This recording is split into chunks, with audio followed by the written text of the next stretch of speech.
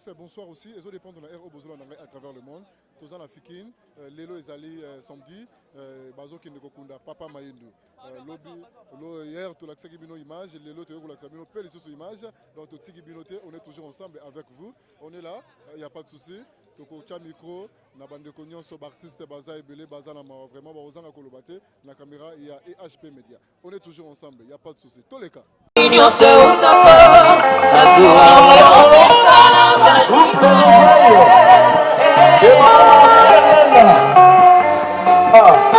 fait mal, c'est triste.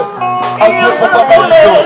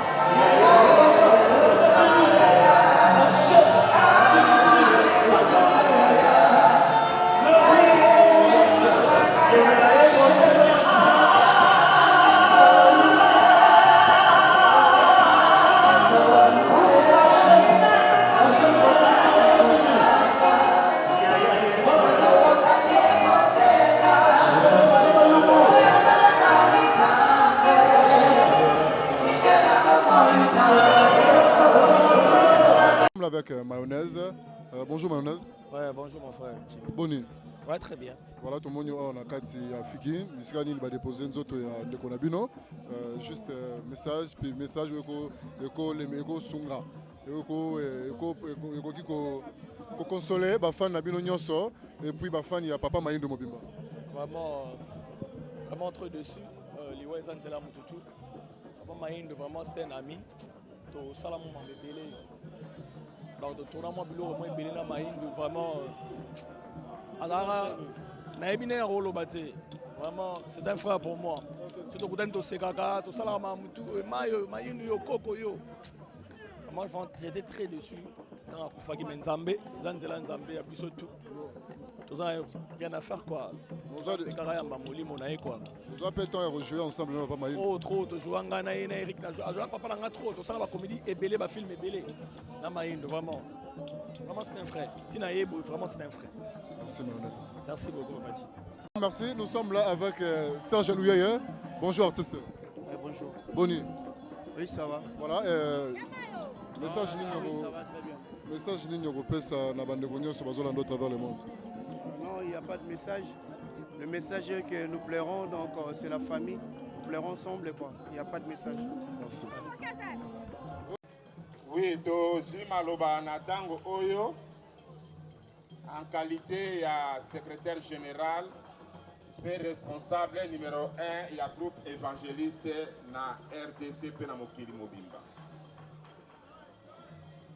Avant toute chose, toko pesa merci.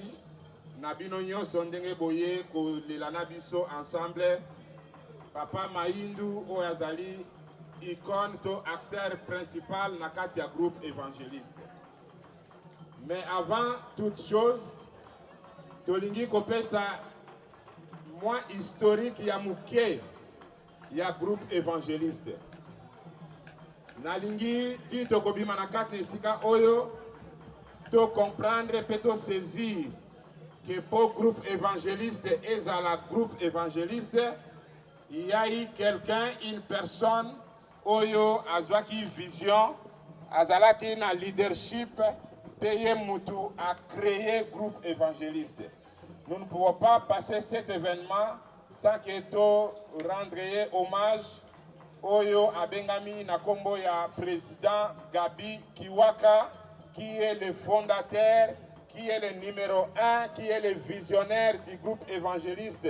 Et pas Yazana Poto na Belgique, Topesier Mbote et Azolanda Bisso, Topesier vraiment merci. Nandenge Azwaki initiative à créer groupe évangéliste.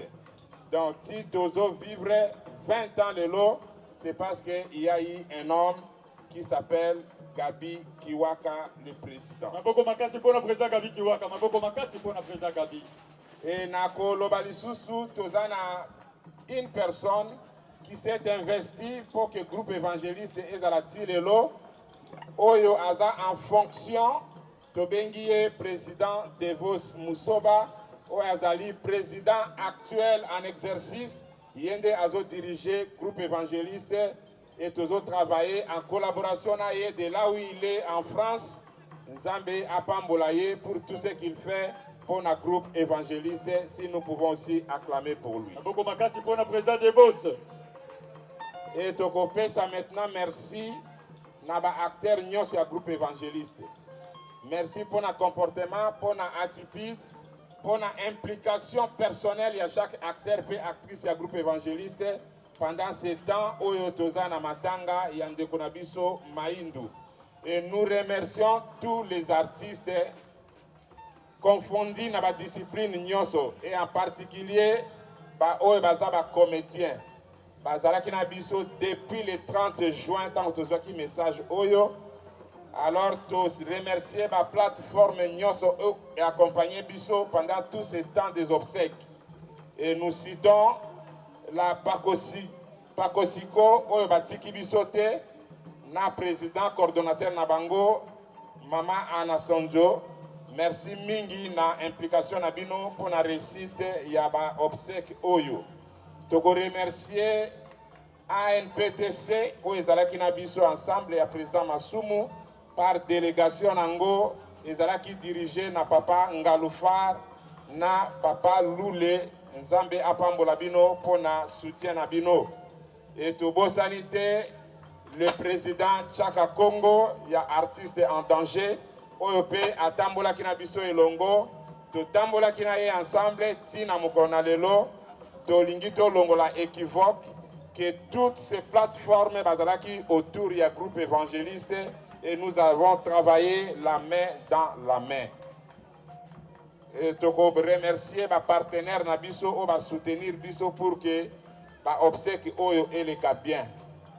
Na bien que le gouvernement congolais est tika biso te par ma personne interposée oyo bazako représenter le gouvernement. Là nous citons le premier ministre Bruno Tshibala qui nous a reçu officiellement et il a fait sa part. Donc on remercie le numéro 1, le premier citoyen de la ville à Kinshasa, M. André Kimbuta Yango, qui nous a aussi reçu et il nous a facilité beaucoup de choses. Ce qui les lots ont enterré dans la nécropole, c'est par le geste Oyo, gouverneur de la ville à Kinshasa à Salaki. Et tous remercier Maman Nabiso Oyo Atika Biso jamais. Depuis création d'un groupe évangéliste Azana Biso ensemble jusqu'aujourd'hui, la présidente générale et la faculté de la SAP, nous citons Maman Bi Omba, Yemutu a Pesibiso Corbiar Obozomo na Libanda, Yepe Mutu a permettre Maïndu à la Tateni Oye à la Tinakat na Cercueil. Vraiment, nous sommes de cœur et nos remerciements na Maman Bi Omba. Voilà, Tokomi Nasuka. Toko organisé conférence de presse par journaliste Nyonso, par comment on a pasteur Esaïe à répertorier Bango et nous allons donner un programme. Toko ça la conférence de presse pour te expliquer en long et en large c'est quoi le groupe évangéliste, quels sont les opérateurs qui vont diriger le groupe évangéliste. Et puis, historique, il y a groupe évangéliste, on aura le temps pour mon Esaïe. De remercier Papa Nabiso, frère Nabiso, Oyo Amemeli Biso, sécurité, Oyo Eza Awa. C'est un artiste comédien, Eza Bongo, Papa Pouloulou, Yende Apesi Don pour la sécurité funéraire, Oyo Ezo Salamanakat Nesika Oyo. Et nous ne pouvons pas terminer ça pour autant, remercier Moutoumoko, un acteur parmi les acteurs, un président parmi les présidents qui est venu au secours ponctuel Nakati Yaba Obsèque Oyo. Et nous allons citer le président Fiston Saïsaï, Oyo Asombi Cercueil Ototier, Papa Maïndou Nakati. Nous sommes vraiment reconnaissants de la contribution à la président Nyonso. Tangi président Caleb qui est venu avec son enveloppe, vraiment nous sommes de cœur et nous sommes reconnaissants avec vous. Alors tozo comme presque nasuka programme Nabiso, dans quelques minutes toko sala lever à corps. Corps ezo kende tout droit na nécropole. To sengi to sala ngona kat na kimia. Toko libérer salle bokozwa un mot na service ya protocole bako sabino nini toko sala juste après lever ya corps. Kimia ezala na biso nyonso, Nzambe ya évangéliste, Nzambe ya apôtre Jean-Robert Engondo Oazali, père spirituel, confirmé, père reconnu à groupe évangéliste, Nzambe ya président Gabi Kiwaka, Nzambe ya Devos, Nzambe ya bactère nyonso évangéliste, apambola bino moko na o nyonso bosali, pe akanisela bino, totikala ensemble, to avancer afin que corporation Oyo et Kendeliboso, au nom de Jésus, nous avons ainsi dit Amen. Nous pouvons acclamer très fort pour vous-même. Nous sommes là avec les artistes aussi. Barozanga Kolobate, Barozanga Kopesa, message clé na bafan na bango nyonso à travers le monde. Bonjour. Bonjour. Ça va? Ça va. Voilà, juste un message na batu nyonso balanda bino et puis na bafan ya Papa Maïndou. En fait, je ne suis pas artiste. Naza molobeliné tio. Pas c'est ça que Papa Maïndou a accueilli. Atiki moi na ya 16 ans. Ça fait vraiment mal, ça vraiment pas si. Au moins moi na tika lika. Merci. Star Amboro. Message clé talara yo bino panze sango quoi. Population na bino mobimba ezota la bino. Message nini boko yebisa bango pour na circonstance e comme bino. Pour na circonstance oyo, eza vraiment pasi na motema parce que kotala grand frère leki papa atiki biso ka boye na moment oto zela kité po tozalaki na besoin na musala na biso munene parcours amulai oto zala na ngona vie. Mais topesi kaka nzambe merci pamba te yende mopesi yende mozwi. Mais mawa mingi eza na libota na biologique parce que trou moko munene koti makasi parce que azana ba responsabilité azana mwana bana bandeko oye peut-être azo en charge tu vois. Donc eza vraiment passe mais na pesi merci na ba comédien nyonso parce que bolingo eza na monde pa que non tolelaka ensemble, toliaka ensemble, ce qui fait tout se pela ensemble. Parce que tout le monde a tiki ba occupation, même nga na boya ki tournage na mukola lelo, na refusé yango. Pourquoi? Parce que il fallait que kakana zala awa na mukola lelo, c'est là donc merci na yo pe Jimmy Tala kaka, au sacrifier ta na yo pour na koya ko ba image, vraiment merci à trop. Merci, Star Amboko.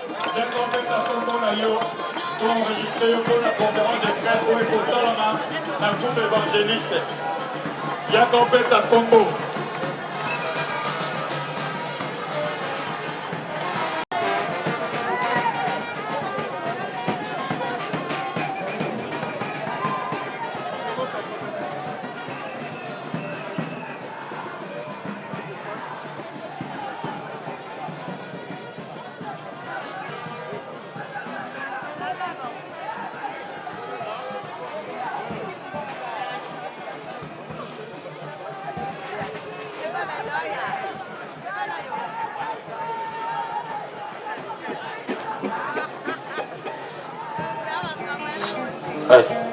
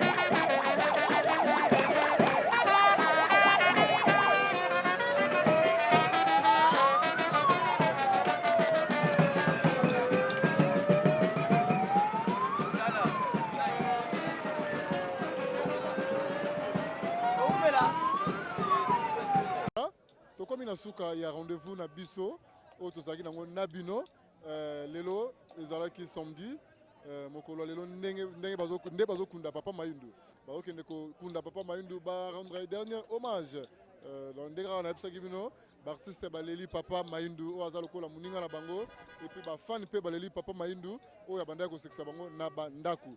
Bozala toujours branché dans site na biso ya EHP Media site na yo site na ngai site na biso nyoso. Je dis un grand bonjour na staff technique mobimba ya EHP Media, pourquoi pas mon cordon le plus suspect, le caméraman le plus simple, Mama GH na kati ya Londres, pourquoi pas Papa Edo Amani na bafani nyonso bomesana kolanda biso na EHP Media, surtout na babonné na biso EHP Media.